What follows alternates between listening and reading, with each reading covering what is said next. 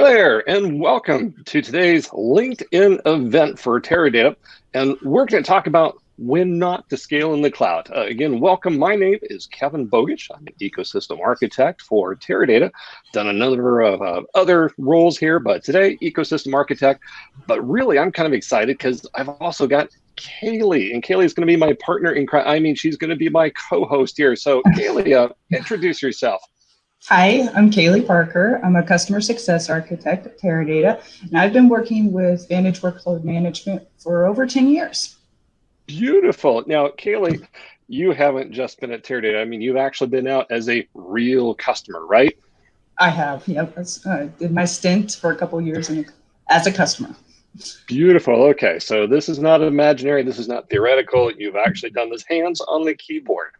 Yes, absolutely. Beautiful. Okay, and what I really like about today's episode is we're going to be talking about something that almost seems wrong, unnatural, which is, well, let's go to the cloud and not scale, which is kind of confusing to me, but I think really there's a place for it. So what I'd like to do is let's go ahead, bring up the presentation there, because I kind of want to bring this in and do an example here. Now, we're going to be going through, and I want to introduce you to two players, two users, two super users, matter of fact, Big Join Benny and Overwhelm Oakley. And Kaylee, I suspect you've seen some of these users on your system, true? Absolutely, yep. In one flavor or another, there's a Benny and an Oakley on every system. Okay, now kind of tell us about Benny. What does Benny do that, well, makes your life so interesting? Well, Benny, he likes to write queries against a couple of large tables, and sometimes he makes mistakes. He might forget the join condition or misalias his query, and that results in quite the ruckus on the system. Okay, now when you say big tables, I mean, we talk like, a couple thousand rows or something. I mean, what have you seen? Millions of rows. Oh, okay. So if you join, say, like a million row table, you forget the join clause. What's the system trying to do here? So that results, you're asking the system to do an unconstrained product join when you forget the join condition or you misalias the tables, whatever the case may be. So what the system's trying to do is take all the rows from the left table and all the rows from the right table and join them together without any matching criteria to look at. And this is this is often a ruckus. And it's not very useful information that comes out of it. Good point, because you forgot it. Now, then let's kind of move a little bit to the right. We've got, Overwhelm Oakley. And I absolutely love the name there. So what does Oakley do that's a little bit different than Benny? So Oakley likes to schedule reports, and sometimes she makes accidents while scheduling reports. No. She might intend to run a couple hundred reports at 8 p.m., but instead she puts AM in, which happens to be the peak processing period on the system, which is not when we're expecting a couple hundred reports to be running. This is true. So this would be like everybody showing up at the same time. But I mean, honestly, do people really do that? I mean, wouldn't you kind of know if you have a couple hundred reports running? Well, yeah, but I mean, we're all humans and sometimes we make mistakes. And Oakley seems to do that a lot. Got it. Okay, so let's dig a little bit deeper. So on the next slide, let's kind of look a little bit, I think we have, let's see, Oakley here. And you said, okay, so she's going to schedule reports, and you're saying she might schedule them wrongly, so they all hit at once? Yep. So sometimes, so she's done a couple of different things. Accidentally scheduled AM versus PM. Oftentimes when she's looking at filter criteria, she's maybe targeting 10 to 15 different values from a list of values, but there's 1,000 and the selected 10 to 15 are not what actually got scheduled. All 1,000 got scheduled. So another accident that Oakley likes to do. Yep. Okay. And again, she's human. We'll forgive her on that one. System might not, but we'll forgive her. And then on the next one, we kind of look a little bit deeper into Benny, and as we call him, Big Join Benny. Now, is it normal for people to use all these large tables? Is this just like the accident, or did you see this a lot? Yeah, this happens a lot in the real world. So large tables are where a lot of the data that most users are interested in. Sometimes they need to join to another large table. If they forget the join condition, that's going to result in a problem. If they're passing around queries and they misalias the tables, that can cause an unconstrained product join. There's a number of different ways that the system's going to interpret the request as an unconstrained product join, which double whammies. Good point. I think you bring up something really good. Copy and paste errors. So you pass around that query, hey, run this, and you don't understand it. You just copy paste it. Oops, didn't have it. Now, on the next slide, then, it kind of shows what really happens. So, as you're out there, you were an administrator. What did you see the system do? So let's pretend Oakley runs her reports on accident at peak processing time, and Benny also submits his unconstrained product join. This puts a large demand on the system, and it's already under a significant amount of demand. So what you see happen is SLAs begin to get missed for mission critical type of applications, and then everyone starts complaining about performance. My queries are running slow is an often a complaint when these two types of problems come together at the same time. Okay. Now, I'm going to tell you something that, when we go to the cloud, we've kind of been told, and if you look at the next slide, well, just scale, because these aren't really problems. You just simply add more scale to it and you've solved it. So, well, why not?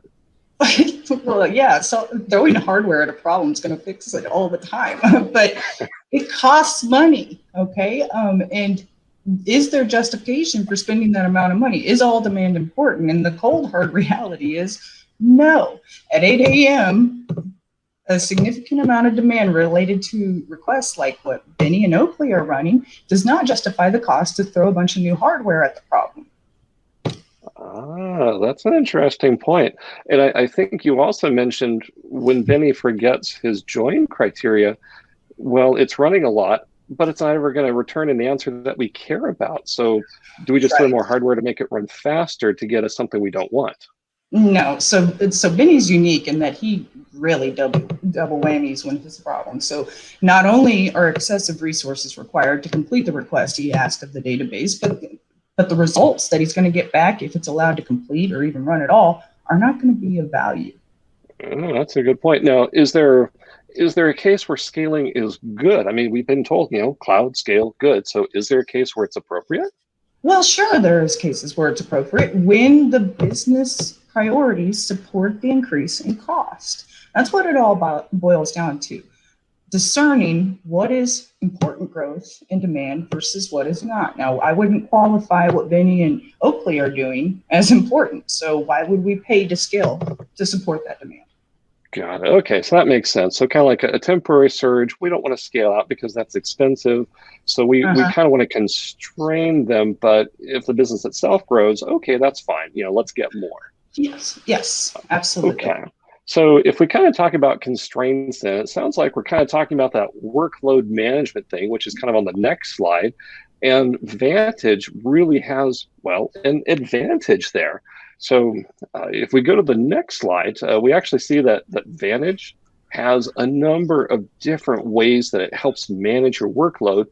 But workload management itself is one of the big ones. Can you kind of clue us in, give us a little bit of hint behind this thing? Yeah, so workload management on Vantage is a robust set of controls and components that allow you to manage the demand on the system such that your SLAs and mission critical applications can get the resources they need, the things that support business priorities, because the reality is there's a lot of demand on the system that is of little priority. Now, don't ask your user for that. Everybody thinks they're important, but what's important to the business as a whole, as an organization, there should be clear distinction in that.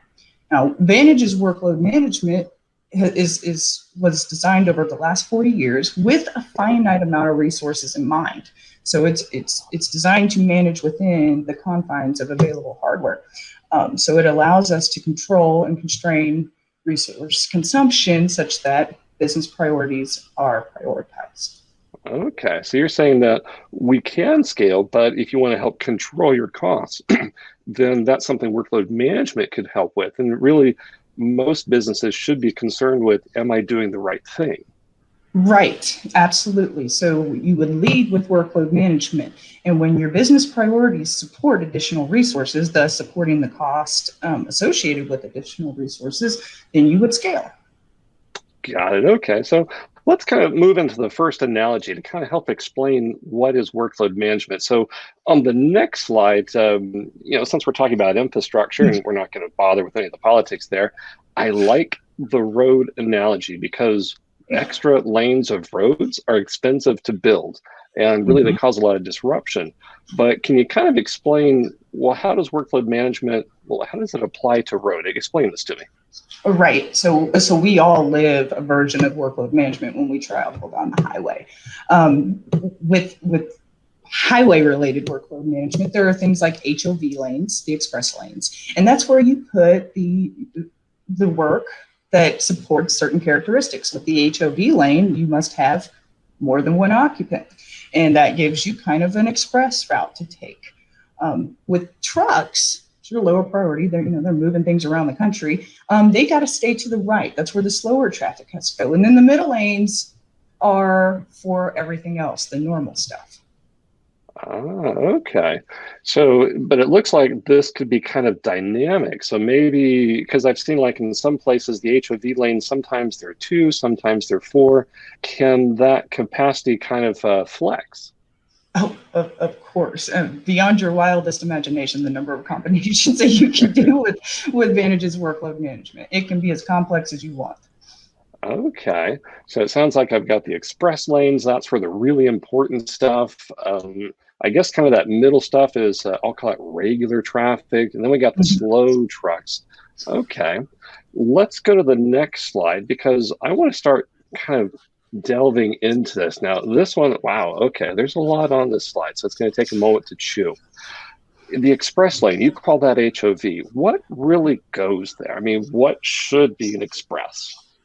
So, in the terms of managing a systems workload management, that would be where your mission critical work goes. Your tactical applications, the things that humans are waiting on for a response with sub-second response time expectations. That is at the top in your express lane. So you're mapping like your customer dashboard information or a report that a human's waiting on the results to get back. Okay, now you said tactical, and you said tactical something that's what, real quick, it's in and out? Yes. So something that is low on the How would resource I, consumption. so what exactly, how do you identify something that's tactical? Because, everybody's going to come in and say, well, I want to be in the express lane. Everybody wants to drive in the HOV lane. How do you, as the administrator, well, how do you figure that out? Well, I say, of course you do. And then I look at the workload that they're actually submitting. Tactical, by definition, is going to use a small amount of resources and complete in sub-second response time. Oftentimes, the tactical by definition is not what tactical by nature means. So that's what the fast lane is for. And we can protect the true tactical workload using automatic exceptions on the express lane. So if something says there's tactical and sometimes it doesn't actually act tactical, we boot it into the fast lane section. Oh, okay. I was going to ask because it seems like whenever I travel, that truck always gets in the HOV lane. I'm thinking like, where is somebody to tell this truck to go away? You're saying we actually can do that. If a truck gets in the express lane, we can kick them out. Absolutely. So you expect a certain level of resource consumption characteristics to be exhibited by a tactical application. As soon as it goes haywire, we have execution control called exceptions that will manage that work and demote it into the fast lane. Okay. So if express is that HOV, it's that tactical, it's that quick in and out stuff, that's really important. What's fast lane? So who goes in the fast lane? Because of course everybody wants to, but who should? So maybe the subscribers to the toll roads or something like that. So the folks that think they're important, but maybe they're not as important. It's where you would classify workload that is not tactical by definition, in that it might consume a few more resources than what we'd expect true tactical to consume, but it's still really important. And it has SLAs that need to be met. So while it's not as important as tactical, it's still important than the rest of the workloads. We put it in that fast lane, and we call that the SLG tier in workload management. Okay. And then it seems like, so if it wasn't an express thing, if it wasn't a fast lane thing, everything else goes into what looks like normal here. And even in normal, it sounds like there's a couple of different lanes. Yes, so there are four different access rates within normal, or what we call timeshare: the top, high, medium, and low. And the access to resources governed by a ratio, and with top having 8 times the access to resources, whereas low has 1, so 8 to 4 to 2 to 1. And you would map workload, so the majority of your workload is going to classify into the normal lanes, but you can map what's important relatively across the different access rates. Okay.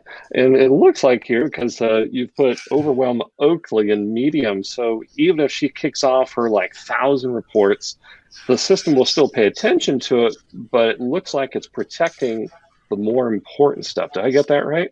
You got it. So she's mapped to medium, and anything that's in top, high, fast lane, or express is still going to get more access to resources than what Oakley has submitted.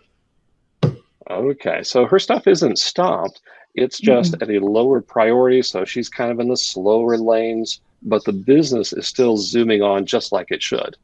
Yeah, yeah, but she's going to Okay. require a little more control, and we'll talk about that soon. Okay.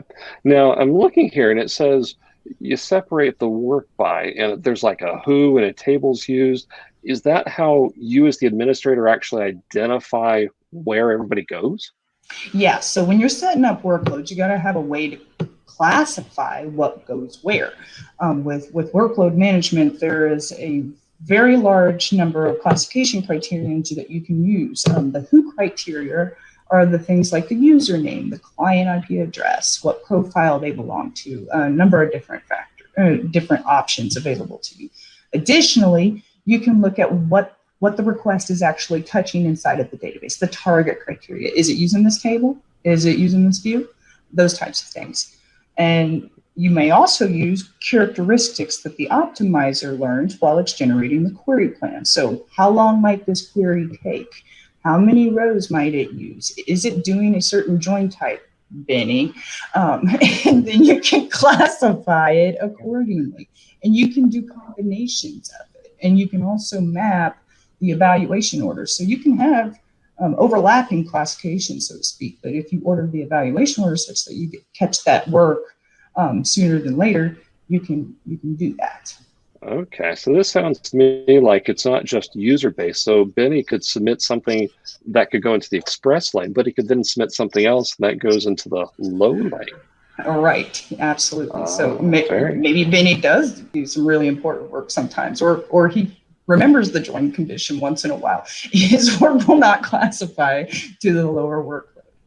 Okay, I like this. And again, I like your point that you don't have to pay for stuff that's not business important. So if Benny gets shoved into the low tier, it may still be valuable, but do we want to spend extra infrastructure to complete that? Or if he waits a couple of minutes, it's just fine. We didn't have to scale out to really support Benny. He didn't need that.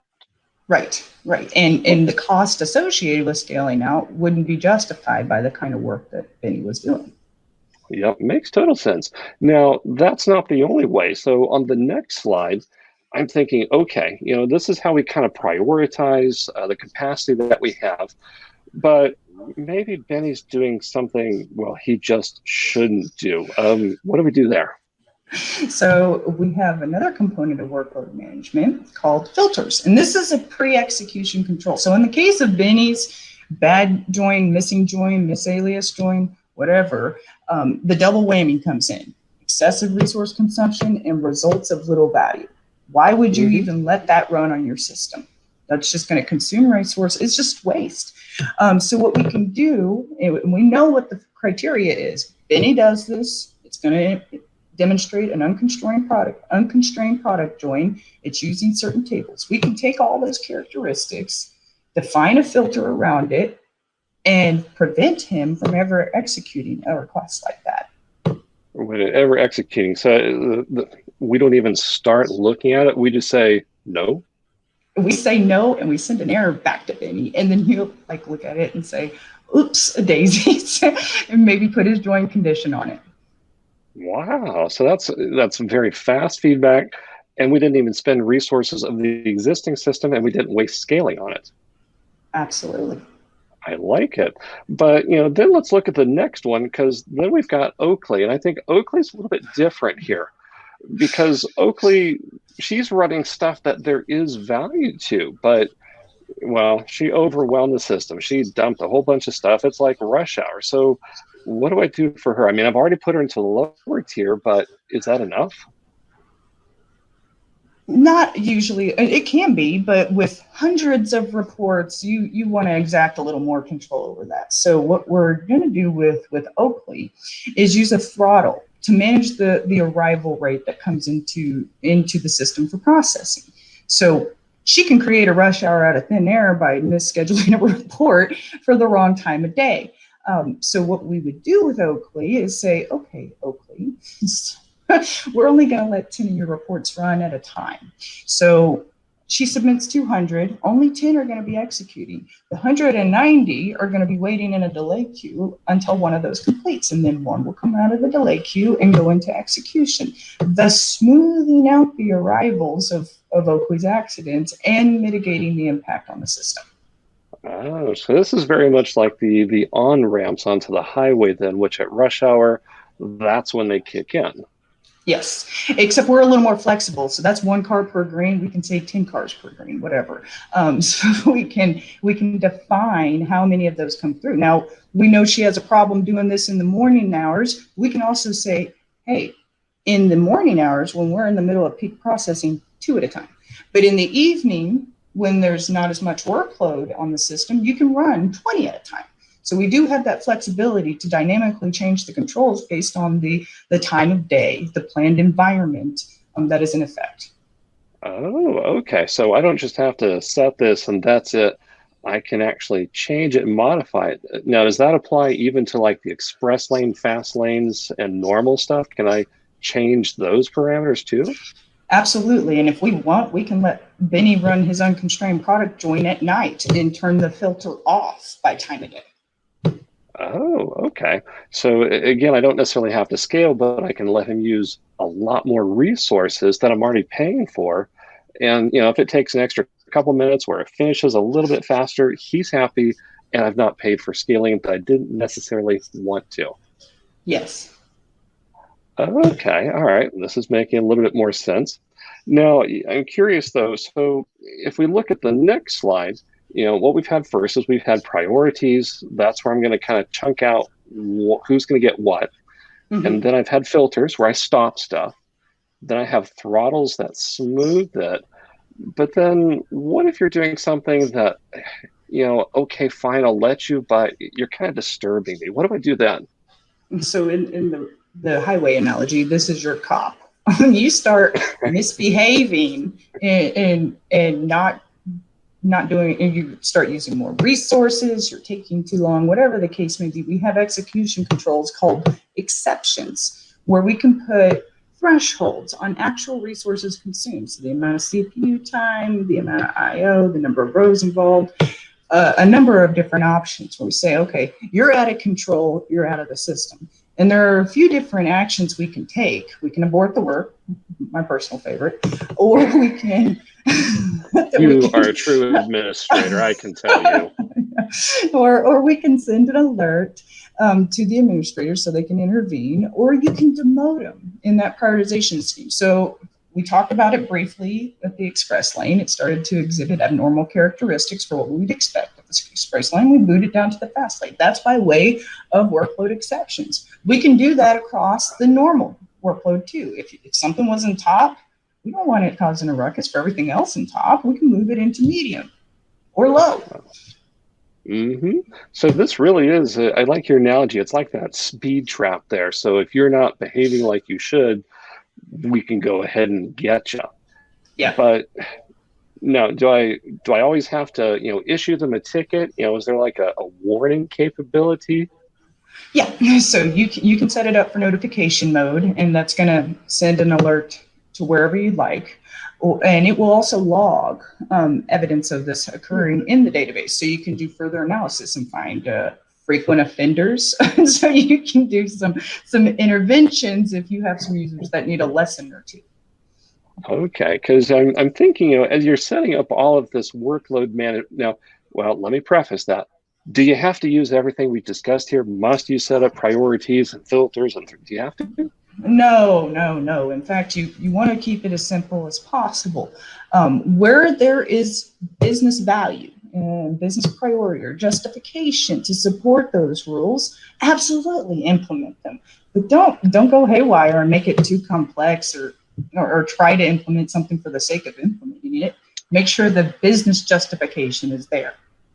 Okay, and that's what I keep hearing you say, business justification, what supports the business. So Yes. workload management is wonderful. It's a great power, but with great power comes great responsibility. Okay. Um, I guess one of the other questions that I might have is, all right, so I've got this, workload management. I'm able to control it. Let's see if I can kind of formulate this well. Will this, can I still use this with scaling though? Does this prevent me from scaling? Should I never consider scaling again?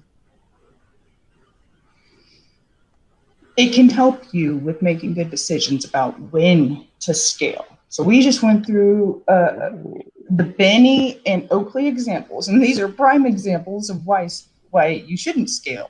It says the work is of little value. It's scheduled at the wrong time.